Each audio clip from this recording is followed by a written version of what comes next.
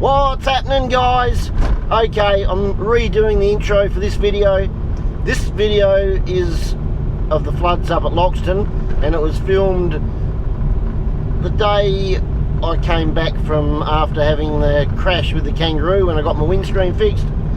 So there's no camping in it. It was just to check out how the floodwaters are going around Loxton, and it was supposed to be my last video, but I realised my last video was going to be my 100th video, so I had to put some camping in it. So instead of leaving this till next week, and it ended up being about 3 weeks since we've been to Loxton, and that's going to be a little bit out of date with what the water levels are, I decided to just chuck it up as an extra video. So this is from about 2.5 weeks ago, a little bit of a look around Loxton and how the floods had affected it back then. So I reckon we better turn the camera around, show you guys what I was looking at back then, and it's also time to start the music.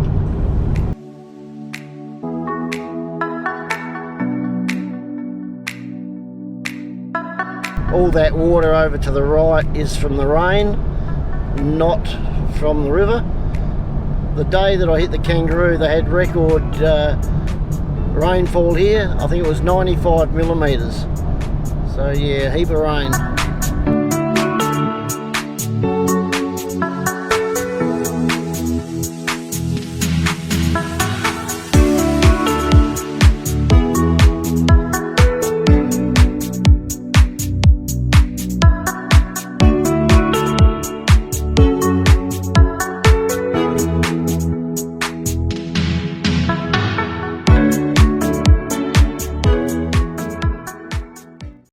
So this is the boat ramp straight opposite the Berri caravan park, and as you can see, water's up a fair way. They've actually closed it so you can't get in there, but as for the Berri caravan park, no way the water's going to get up to that. This is the 2 trees that I had Gilligan the houseboat tied up to when I was at Berri. From memory, I'll try and find a photo to put up with this, but it was probably 8 or 10 metres walk from the trees down to the bank, or down to the water. So it's come up a fair bit here. Got the Berri Bridge.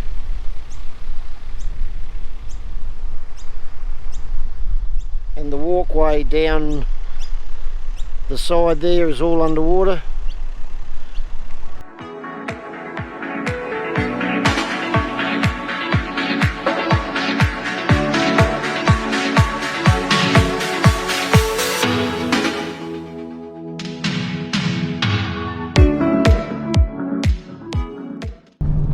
We'll just give Lock 4 a bit of a check out.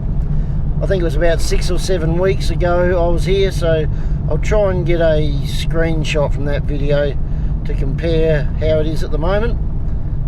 That's if it looks any different to me when we get around the corner here.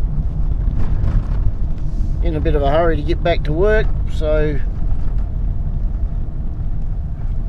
we won't go down the bottom. We'll just have a bit of a look up the top here.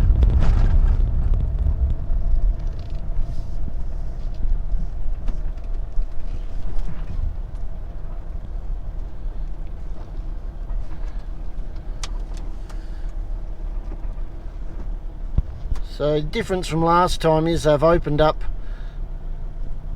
the weir.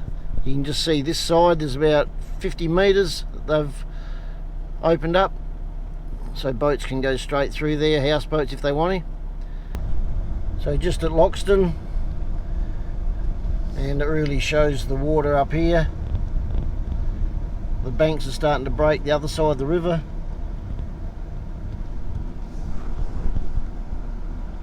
Down there to the right, it's all filled in.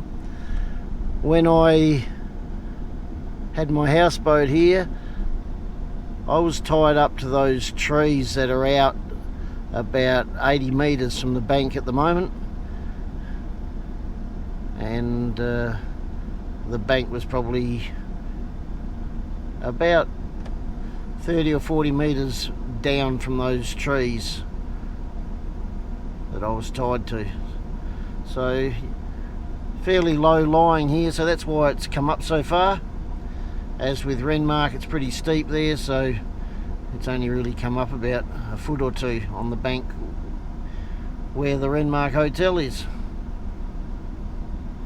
But we'll go for a bit of a look down around to the caravan park. That's also fairly low lying area, so the water should be up a fair bit there. But basically the normal river bank is back in the water probably at least 80 to 100 metres.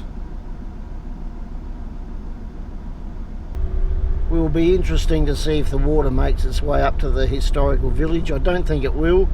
Looks like they got a bit of a levee bank around it, so I'd have to come up a fair way, but you never know. We'll check it out in a month or so's time, a couple of months when it's at its highest.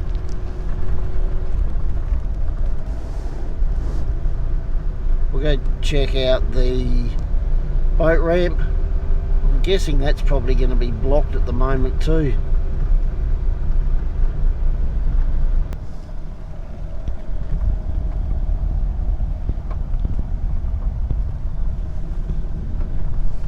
So all these backwaters starting to fill up a bit.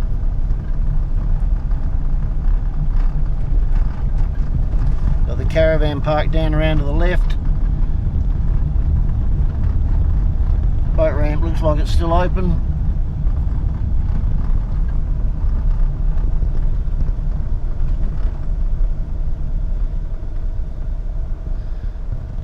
Well, we can't get to the caravan park because the road's all blocked.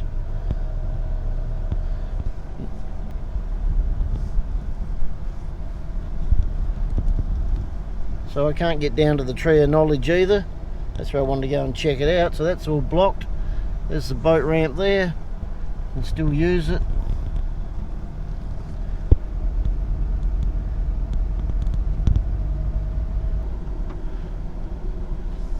Normally out there, that's a little island. It's got a little bridge over about straight in front of us where that little light tower is in the water. Back about 100 metres, but that's usually just a little creek that goes around the island here. Still a lot of water to come down, but there's a fair bit of a levee bank there leading back up to the historical village, so it won't make it up to there.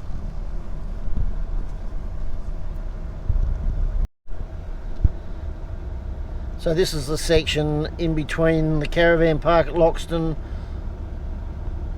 and the main part at Loxton. See all the backwaters out there in the background. Main river is the first lot of water you can see. And that area out there we'll show you in a minute where the Tree of Knowledge is, and some toilet blocks and camping areas. That is all flooded. So there's a lot of the caravan park there that you can use is flooded, but I think the main part of the caravan park is okay. So straight ahead, that's just some backwaters. The river's back the other side. Got the police down here blocking the road. So can't get in there for a look.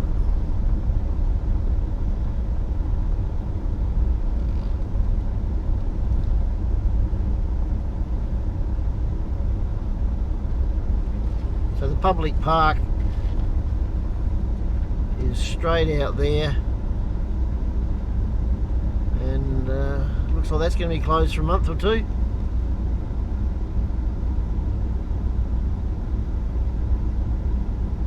There is a lot of the caravan park sites are flooded, so that's caravan park out to the left.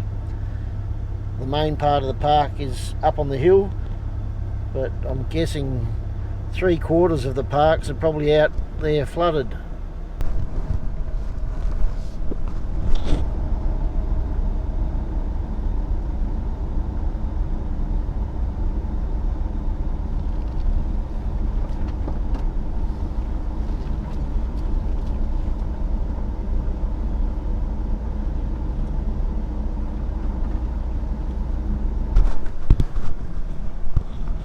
So if you're looking to get to the caravan park, and I did have some people asking about it, it looks like it's up on a fairly high levee bank there, so if you've got a site booked up in that bit, you'll be okay. But the bits down by the river, I think they're going to be stuffed for a few months.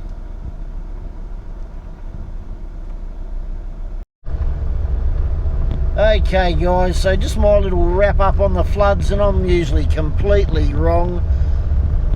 I can't see too many of the towns in South Australia getting in too much trouble. It's a little bit different to places like Echuca and that, where they've got a narrow river and there's nowhere for the water to go. As you can see around most of the towns in South Australia, there's big runoff areas and backwaters and stuff, and most of the towns seem to be up on a bit of a hill, but that doesn't mean there isn't parts that aren't going to get flooded. A lot of those low-lying shacky areas, they're going to get flooded out. Renmark should be okay, I'm thinking, except for maybe that near where the hospital is. In last week's video, the plan was to put a map up of how the water goes around Renmark, so I haven't edited that yet, but Renmark's a bit funny. It's like when water gets high, it's like a little island and the water has to get around it. But check out last week's video, there should be a bit of a map on how that one works.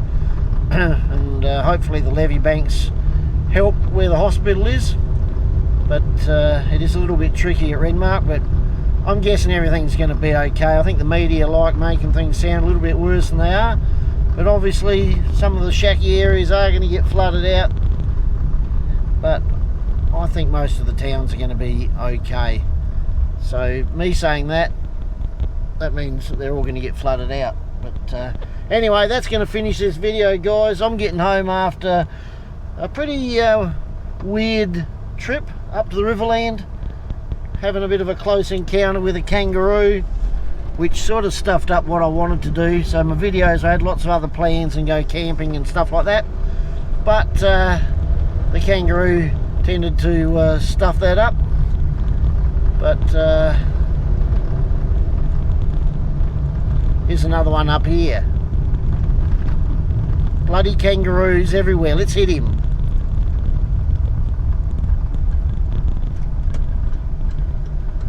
Better watch out, I've got that cop car following me now. Whoops. So that's going to end it, guys. I hope you enjoyed it. Don't forget, like, subscribe, leave a comment, tell your friends, and we'll catch you guys next time.